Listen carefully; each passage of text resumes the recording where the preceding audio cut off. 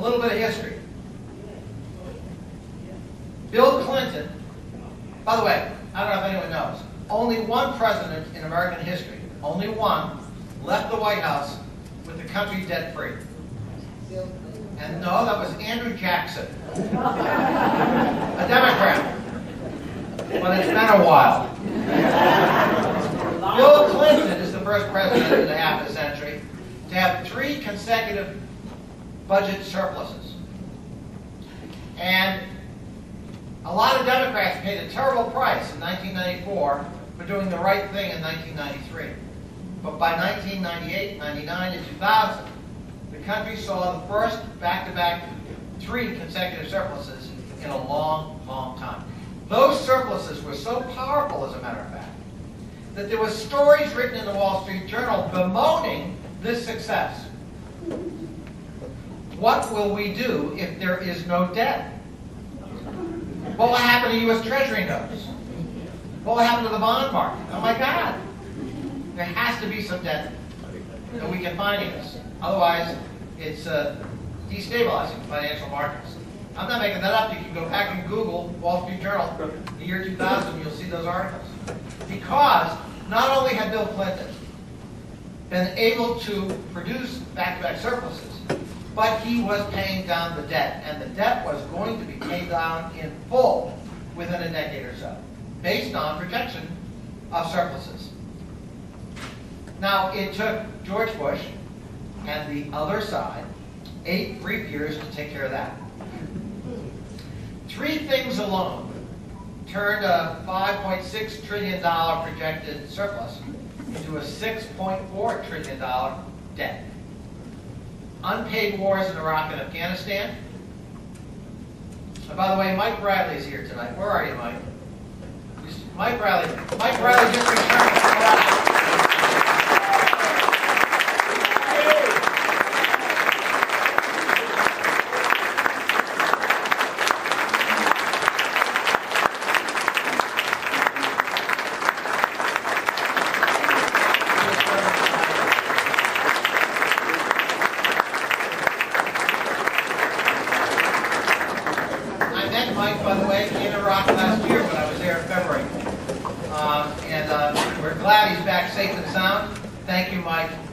Proud Democrat for serving your country. So, we had unpaid wars in Iraq and Afghanistan.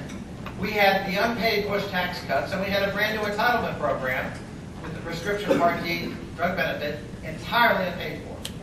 And presto, surpluses turned into deficits, big ones. Then, of course, we had the ruinous economic policies of that time period, to which the other side still clings. They still believe that there's magic in tax cuts. Well, there can be if it's stimulative, but it can also be a huge drain on the budget.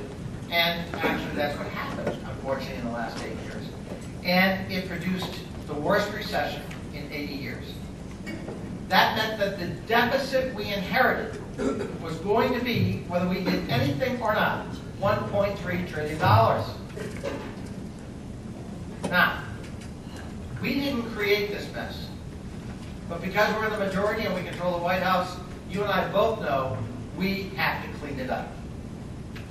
Our fellow citizens, especially here in Prince William County and Fairfax, are understandably quite uneasy about big spending that doesn't always seem justified and big debt that has to be addressed. I don't think they trust either party. But you and I, as Democrats, have an opportunity to win back that trust and to show we mean what we say about fiscal responsibility. That we are going to pursue an agenda that cares about those less fortunate in the community, but we're going to do it in a fiscally responsible way. That's why I broke ranks with my party last December. I voted against the jobs bill. It wasn't paid for. It was a $154 billion bill, good things, but unpaid for. We're looking at a budget this year that has a bottom line I cannot support. A negative figure of $1.6 trillion. We can and must do better. There's a new bill being presented by on our side of the aisle that's a good bill. It has extends the R&D tax credit. It provides more Medicaid funding for states. It provides more Build America bonds.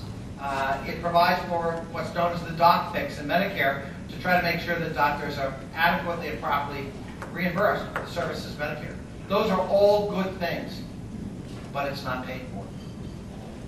And at some point, we Democrats have to stop declaring bills like that, emergency bills that are exempt from pay-go, and enforce pay-go. That's when we win back the trust of our fellow citizens. That's when we can show that we can pursue an agenda that we believe in that reflects what we think are majority community values, but do it in a fiscally responsible way. So I have to call ourselves to fiscal discipline, and I'm going to practice that fiscal discipline as your member of Congress. But I'm also proud of the fact that we passed health care reform in about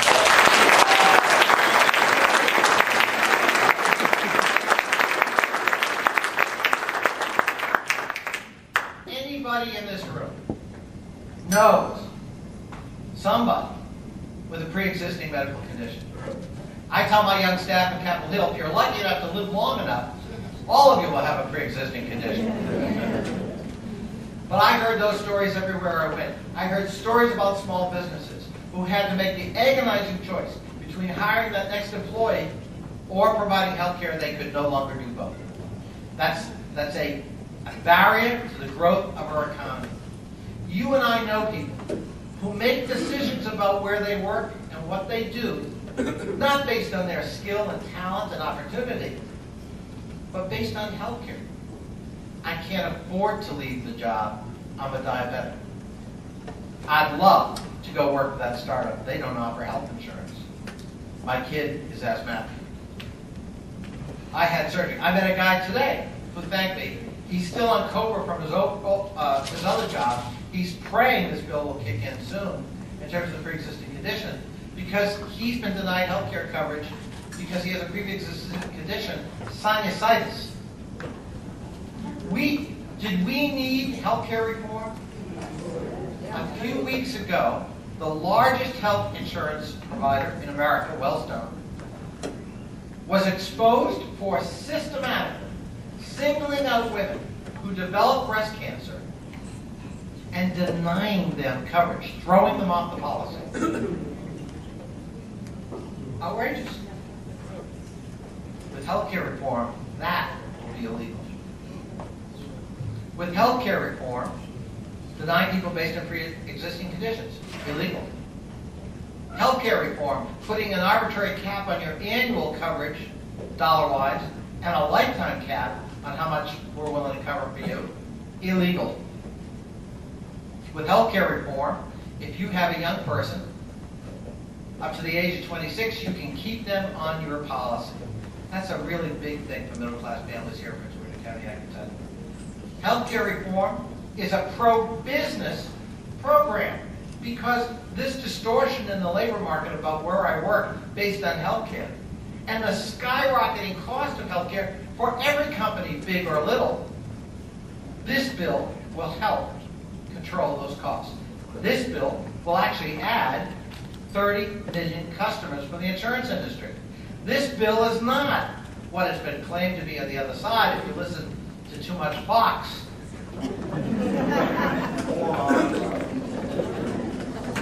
Listening to any Fox may be too much, I don't know. But my gosh, healthcare reform is entirely built on the existing healthcare system in America. Private insurance. There is no government program. Everybody who has insurance today and wants to keep it, you can keep it. There's only, by the way, there's only one group in America who's going to be forced to give up their health insurance and actually go on the state exchanges created in the plan. Does anyone know who they are? Congress. Me. We're going to live by our own words. By the way, that was a Republican amendment.